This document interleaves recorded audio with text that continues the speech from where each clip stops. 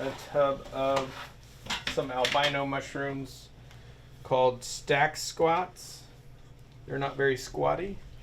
And for harvesting these, it's fairly simple. Cut off the base with the substrate still on it, and then put it on my dehydrator, and it to plants and how they transfer genes, spores, plants on land. It's pretty amazing mushrooms. Microdosing makes me a better human, and I won't say makes, I'll say allows me to show up better in this world than I did yesterday. This is really a vertical portrait. Huh? So I got the pin, so if somebody asks me about it while I'm out and about. Microdosing is a practice that many people engage in outside of the medical context, and they use very low doses of psychedelic drugs, usually LSD, sometimes psilocybin, and they take them once every 3 or 4 days for extended periods of time. Just a way, but if I can be a way you meet the medicine, and then I like to say microdosing is the lubricant to the friction of life. So things that maybe normally rub you a little bit the wrong way, they just rub you less the wrong way. Yeah, it's a pretty simple process. Very easy.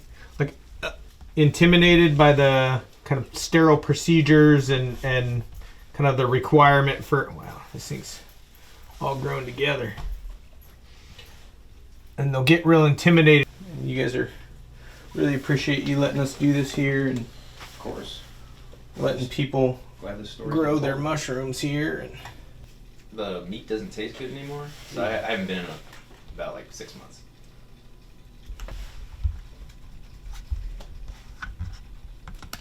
Jake's is gonna reopen. There are claims that it improves all kinds of psychiatric and psychological conditions and kind of produces feelings of well-being. how blue they get, typically they don't bruise near as bad. I learned to grow mushrooms and started to make my own medicine, started to dial in my sweet spot for microdosing, and then within 2 months of microdosing, I had this general sense of well-being that I just hadn't felt in literally a decade and a half. Very easy. Like For me, like it was the first time in so long that I had felt like life was worth living. Uncle Ben's, so it's like a little bit. I don't know. Supposedly, it's more effective. So to date, the results with the microdosing studies under controlled conditions have been disappointing. We haven't seen very strong effects. happy to teach you how to grow it and make it on your own. Like I don't need to sell you anything. What keeps me going is that the drug is acting on a system that we know is involved in depression. And secondly, that so many people are using it makes you think that there's probably something there to it.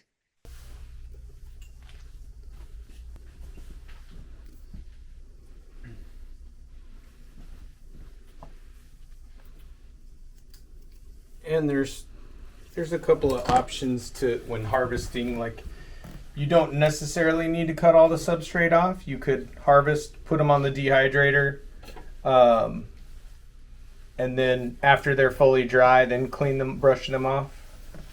Sometimes